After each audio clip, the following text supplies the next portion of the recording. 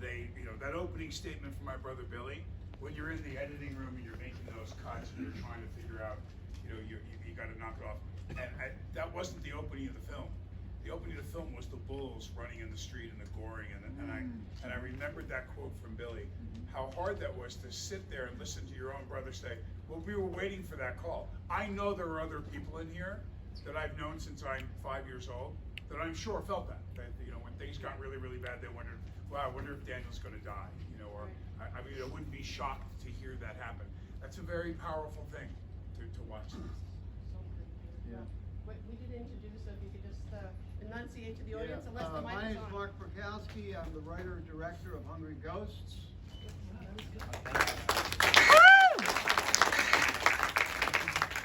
is David McKittrick. I'm the executive producer and lead actor in Hungry Ghosts.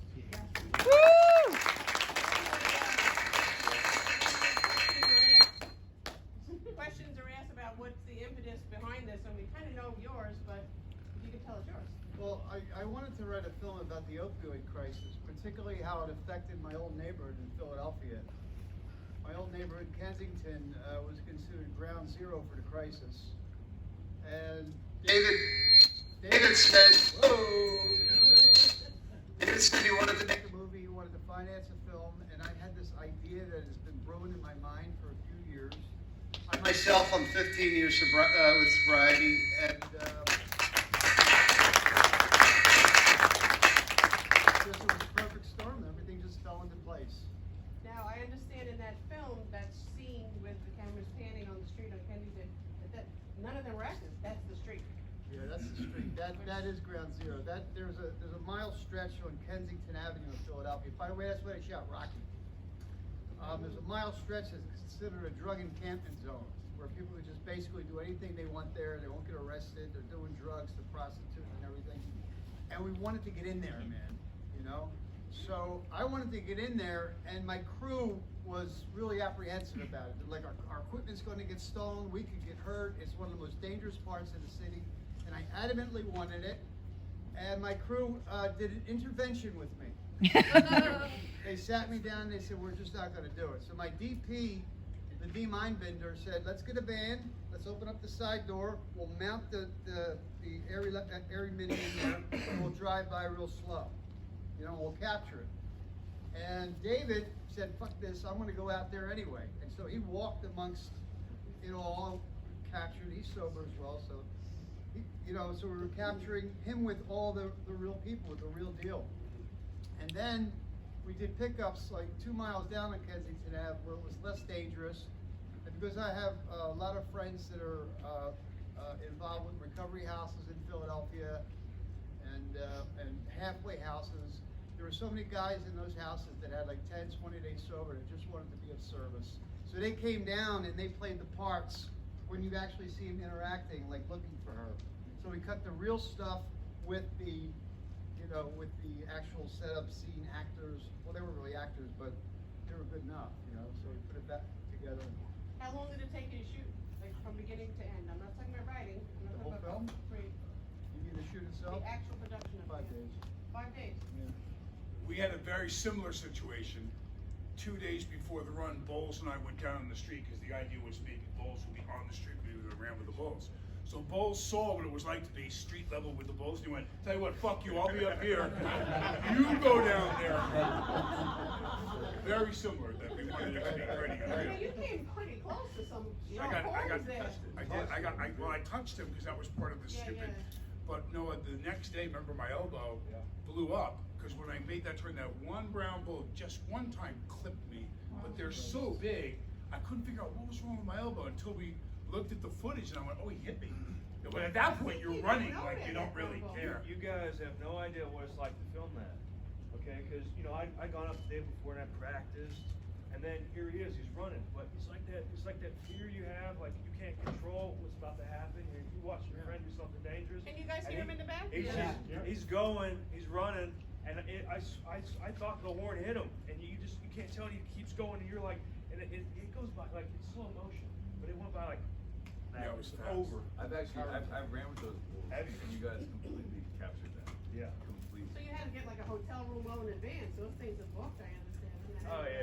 we was, should look in. you know, Daniel asked me in February 2019 if I'd film it. And he's like, it'll take a couple months when we done this thing, the whole year. And I mean, it was just, So wait, we did planned the it out. pandemic come in the way of either of the films? No, we're No, the no. year before the pandemic. Yeah. We were exactly 3 months before the pandemic, Wow. so. Wow. Yeah. We just missed it.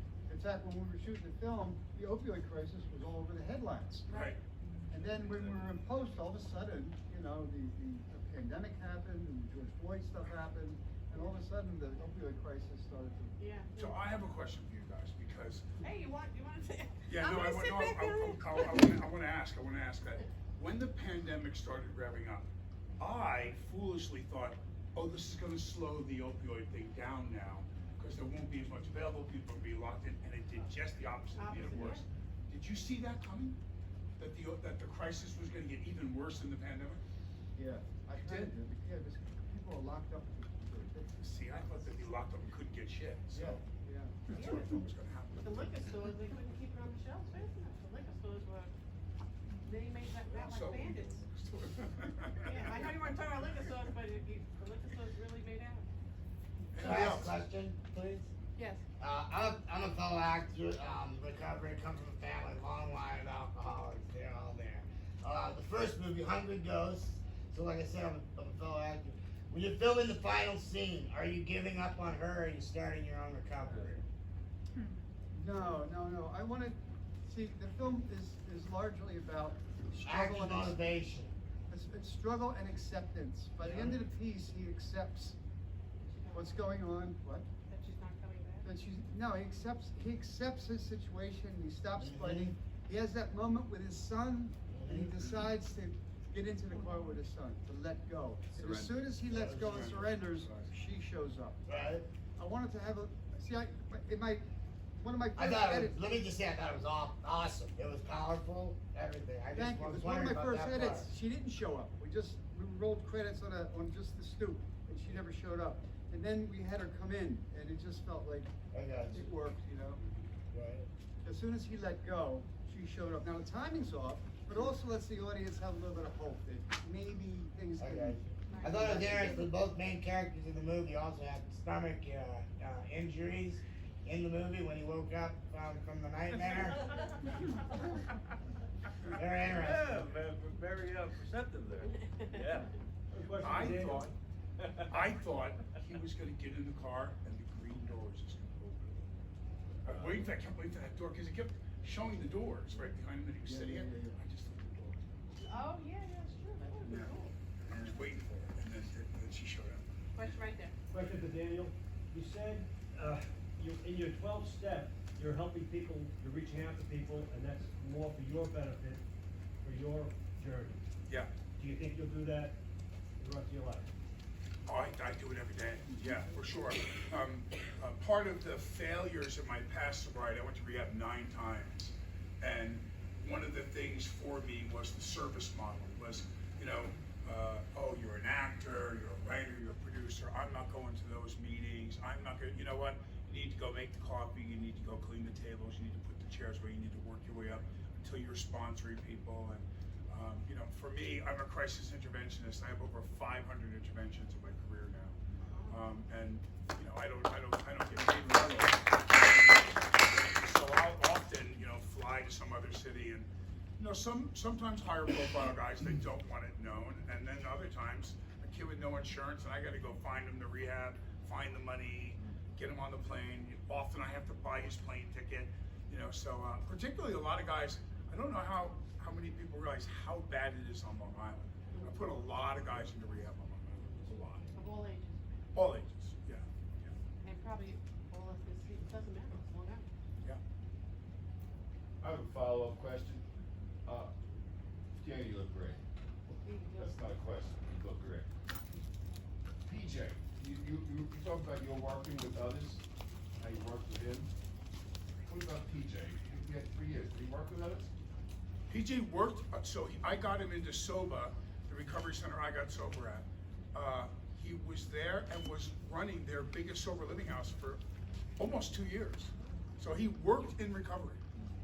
And you know, funny thing, a week after he moved out, never told me he was moving out, I wasn't his sponsor, but he never told me he was moving out. He moved into his own place 1 week later, he was dead.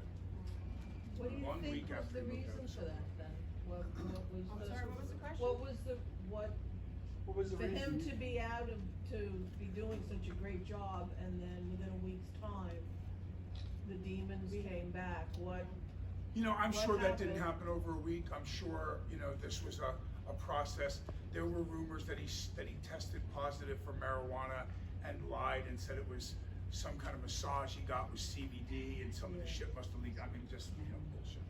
And so, and they bought it, you know, gave him a break, but then started drug testing him. But I believe he died the first time. You hear his mom, I would have known the sound. The night he died, she talked to him at 11, he was dead at 2. And so, but I think he met a girl. I think he met some girl online that hit the juice too, and she brought it to him. And you know, as often happens actually with heroin addicts who have had a length of sobriety, their body is not ready for that shot, and they put a, you know, well, I know I'm not supposed to take too much, but they put more than they should take because they used to take this much, and this had fentanyl in it. He was done in minutes. He was dead. Was there ever a time where your family basically told you, we want no part of you?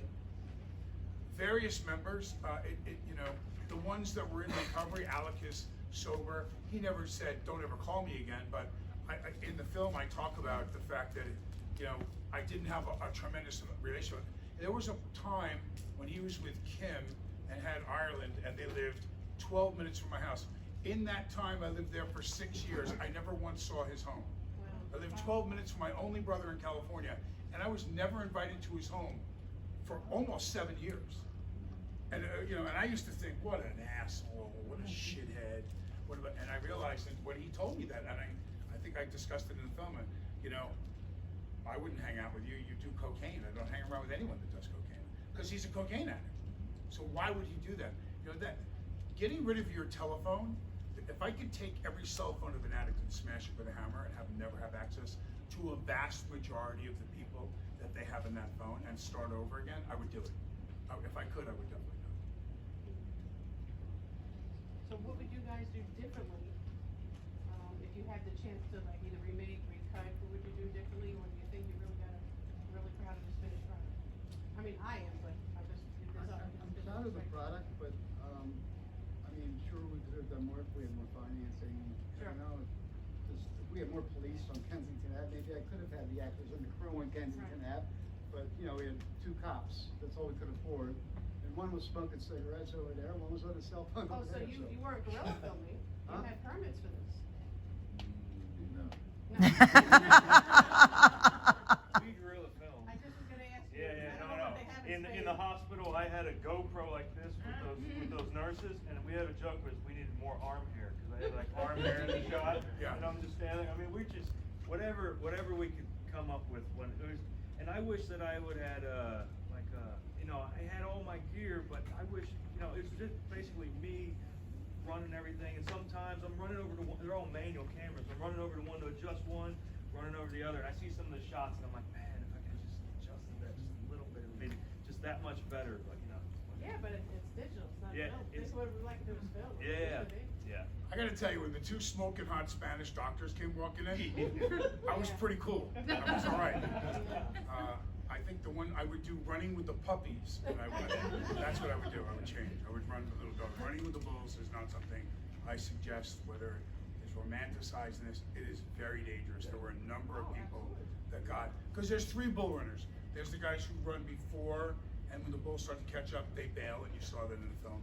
The guys who run, and as the bulls are going by, they try to run up to the bull, and the bulls are running at 33 miles an hour, 10 miles an hour slower than a thoroughbred racehorse. You are not going to run for a substantial amount of time with the bulls. But if you do what I did, and you run in the beginning and let them overcome you, that, in my opinion, is running with the bulls, and that is really stupid and dangerous. It was really, you know, I promised them I would do it, but I remember this, my feet trembling, and because as they were coming at me, the momentum of them hitting those cobblestones is so fierce that you start bouncing off the street, your feet start humming, and it's only 21 feet wide. I mean, literally, it's from there to there. That's it. That's what you're running at, and there's nowhere to go. So I was very lucky. Every time I watch back at the footage, I said the same thing. Thank God I didn't have eyes in the back of my head, or I couldn't see what was going on behind me. Because when I did make that turn and they were kind of right around me, I probably would have totally dove out of the way. And, yeah, that was scary. I'm glad I couldn't see that coming. Is there any chance that either of these two films can become a tool for people that might need? Absolutely. both of them. I think so, Yeah. definitely. Yeah, your film should be Yeah. shown in schools. Yeah. I think. As well, you know. Yeah, they're both in that category. I mean, my promise to PJ, I gotta tell you, like, when he asked me to help him, it was just it was a documentary, it meant a lot to him. But by the time we finished filming it, I realized it's probably one of the most important films I'm ever gonna be a part of, especially after meeting Barbara Jean, the mother. I just really, there's just suffering from the loss. And anybody, I think, that is going through this, if they watch this film, they'll realize they don't want to go down the same road as them. Maybe they can get in and take action sooner. And I think that's something a lot of people might gain from it. Well, look how broken he was Yeah. at the loss of her, and even the screwed up thing was when I found the hardest part about your film was when you got that bite that she's still around, that she's prostituted. I mean, that made it work. You're almost getting to a point where you start to get used to the idea that you're not gonna. And you did your facial and everything. The acting was really great in it because I felt it. I felt like, oh shit, she is still around. She's hooking. He's got a chance. That just kind of ups the ante again, you know. And for Barbara Jean in our film, you know, she was broke. This woman's broken. She will never be the same. And this is a friend. There's people in here that I went to, kindergarten with that are here tonight, and I known this woman since that time. And she will never. Their family will never recover from this. She'll never be the same person I knew. No mother, I don't know any mother that. No, you're not supposed to bury your kids. Absolutely not. There must be another question or two? Whoa. So, first film, both affected me. I loved it. I thought that when you paused to get in the car, you actually thought that your son needed you more than you needed your wife. I thought that was a really selfless move, because you could have been selfish and waited her out and neglected your son. Well, that's when he had to make the decision, you know. He had to make the decision between the son, or is he gonna stay there? Because the girl with the sign was his inevitable conclusion. I mean, that's like what he could turn into if he keeps on going in this direction. You know what I mean? She told him to go back there, wait for her forever, which is like the ultimate codependent nightmare, you know? So he did that, and he was on the brink of that, and I wanted his son to be the choice, you know, for him to surrender and. Kept hoping he was gonna get in the car. It was, Yeah. you know. We have time for probably one more question. Yeah, the other I'm one's to sorry. Daniel. Chris Savino sent me, and I grew up in Merrick, and my mom had a boutique, maybe 2 stores down from the Itch, Ah, you know? as long as you say Right here. infection, we don't mind you calling us the itch. And, but there's no movie theaters in Merrick or Belmore anymore. It's like, that's another story. Well, at one point, yeah. But wait, we've been here since 1950. No, I We haven't understand. gone away. So, my brother died last year. He was an alcoholic, and Sorry. it's amazing how none of us knew. I mean, getting first taste of alcohol like 12, 13 years old, and you don't know what you don't know. If that's your normal, so man, I wish I knew you. I wish that, but if someone doesn't want help, they're not going to be able to get help. So if I tell you that the bottle went out over his wife, 2 kids, everybody else, you know other people like That's that. what I mean by the There's nothing you can do. The question there, We have 2 questions, I'll have her go first. we'll have to make it real quick, okay? I lost my friend Tyler 16 days ago to an overdose. And he was an assistant director, and as I talked to people outside of the industry, they all said, well, did you know he was using? And I said, he was an assistant director. It would have been weird if he wasn't using. And it just highlighted for me how rampant the problem is in the film industry. Are there changes you would like to see within the film industry, the film and TV industry, that would help with this? So how many people are in recovery or work in recovery in this room? Do you know why the model is 28 days for our standard rehab stay, the amount of time the insurance I covers? just was gonna say it's insurance, isn't it? Anyone know why? Insurance? Well, yes, it's standard that the insurance only covers 28 days. Less than 3% of those people that go into rehab for 28 days in the best facilities in the world stay sober for 1 year. So those numbers, mathematics are science. It's not, it doesn't lie to you. The answer to it is the United States Air Force.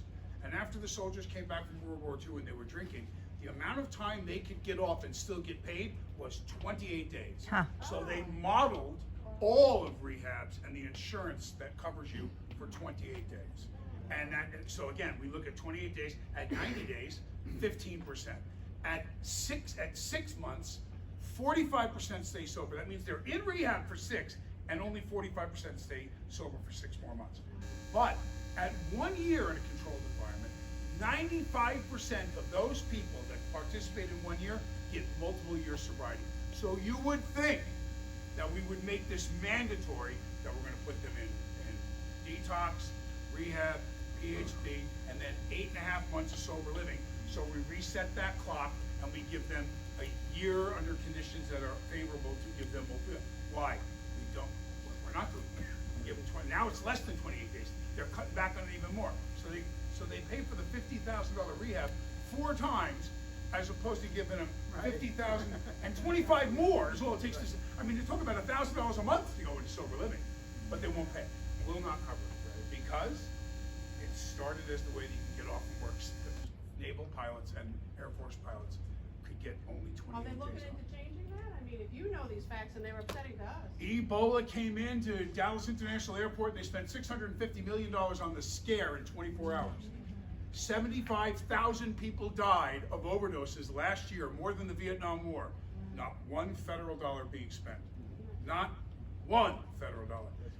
This is even better, and I'll end on statistics on this. 10 years ago, overdoses were not in the top 20, not in the top 20 reasons for death in the United States. 1 decade later, the #1 killer in the United States, ages 0 to 50, overdoses. The #1 killer, not one federal dollar being spent for these kids that have no money for insurance. I don't know. So we're gonna wait until it's 200, 250, 300,000 deaths. Right. And then someone's gonna go, holy shit, because it's gonna be inconvenient or cost them more money to bury them. And then they'll start spending some money. But right now, not a dime. Not one dime. And I'm sure some politicians have lost. Oh, God, yeah. Oh, for sure. Everybody's lost. So I hate to cut you short. This has been great. It's been touching.